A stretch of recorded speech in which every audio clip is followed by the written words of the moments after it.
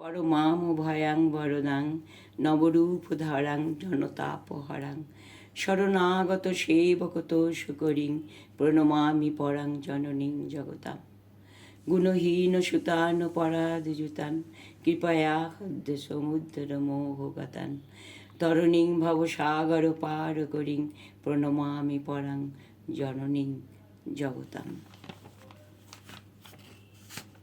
সারদাজ্যোতি অভি পাঠচক্র থেকে বলছি। আমরা সবাই জানি যে ত্যাগ আমাদের আমিত্বের গণ্ডি থেকে মুক্ত করে। আমরা যদি উন্নত সত্তায় নিজেদের পরিচালনা করতে পারি এবং অন্য সবারও হাত ধরতে পারি, তখন নিজ নিজ সত্তায় আত্মবিশ্লেষণ ও আত্মবিশ্বাসের সুযোগ পাব। এখানেই মা আমাদের পথ দেখান। তার হাত ধরে চলতে পারলে সব বাধা বিঘ্ন কামনা বাসনা অতিক্রম করে একটা অসীম শান্তি ও আনন্দের পথে আমরা হাঁটতে পারবো। মনে সাম্যভাব, অন্তরে সমদর্শী মনোভাব আর সত্যের উপলব্ধি আর সকলের কল্যাণের জন্য যেটুকু পারা যায় অন্তর দিয়ে করা। কিন্তু চারপাশের পরিবেশের সাথে তাল মিলিয়ে সর্বদা ভোগের দিকে আমরা ছুটছি সংস্কারহীন হয়ে। তাই তো মনে এত সংশয়, তাই মন স্থির থাকে না, সর্বদাই অস্থির আর চঞ্চল। আমাদের জীবনের সুস্থ উন্নত শক্তিময় কোনো লক্ষ্য নেই। লক্ষ্য আছে শুধু লক্ষ লক্ষ বাসনার প্রতি। তাই প্রতিনিয়ত অন্তরে একটা সুর ধ্বনিত হয়, আরও চাই আরও চাই।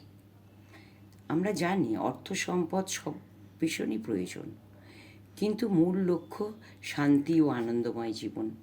এখন হাসতে গেলে লাফিং ক্লাব হয়, আড্ডা মারতে গেলে আড্ডার সঙ্গ হয়।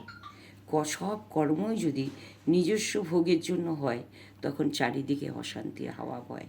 কারণ তার উত্তর একটাই, হিংসা, দেশ, পরশ্রীকাতরতা ও বিদ্বেষ, বিভেদ। তাই মাকে জীবনে এক ঐতিহাসিক প্রয়োজনীয়তা। জীবন পরিপূর্ণ সুন্দর করতে হলে মাকে ধরতে হবে। আমরা সবাই মাকে রেখেছি সযত্নে, নিয়ম করে, আসন পেতে জপ ধ্যান করছি, কিন্তু মাকে ধরতে ছুতে চেষ্টা করছি না। তাই ক্রম অবনতিতে পরম্পরাগতভাবে সব বেহাল হবার আশঙ্কা। মা আমাদের হাতে অমূল্য সম্পদের সন্ধানের চাবি দিয়ে গেছেন।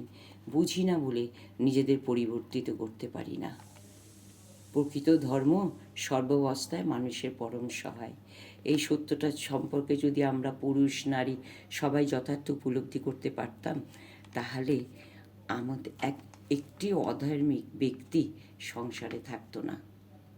মায়ের অমৃত কথা, শ্রী মায়ের উপদেশ থেকে।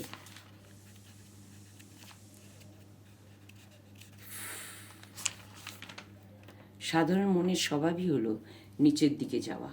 মানুষ কত মনে জোর করে বাঁধ দিয়ে রাখে, আবার বাঁধ ভেঙে কখনো জল বেরিয়ে পড়ে, তবুও বারবার চেষ্টা রাখতে হয়। কিন্তু জানবে, সাধুসঙ্গ ও সচ্চর্চায় মন খুব ঊর্ধ্বমুখী হয়। সাধুদের কৃপায় অতি নিচ লোকেরও মনের গতি ফিরে যায়। দেখো বৃন্দাবনে সেই সোনা খোঁজা সাধুর মহাপুরুষের কৃপায় কিরম দিব্যজ্ঞান হয়ে গেল। পরশপাথর পেয়েও ফেলে দিলে। সাধুর বেশ ধরে এক ব্যাধ পাখি ধরতে গিয়ে পাখিদের সরল নির্ভয় ভাব দেখল। তাতে তার নিজেরই বৈরাগ্যের উদয় হলো। সে ব্যাধবৃত্তি ছেড়ে দিলে। সেই জন্য সৎসঙ্গ সময় পেলেই করবে, সাধুসঙ্গ না পেলে সদ্গ্রন্থ পড়বে। মহাপুরুষের জীবন আলোচনা করলে চিত্তশুদ্ধি হয়। দেখো, জলের গতি স্বভাবতই নিচের দিকে, কিন্তু সূর্যের প্রভাবে সেই জল আবার আকাশে ওঠে, পাহাড়ের মাথায় জল হয়ে যায়, আবার বৃষ্টি ঝর্ণা নদী হয়ে লোকের কত কল্যাণ করে। জয় তু মা।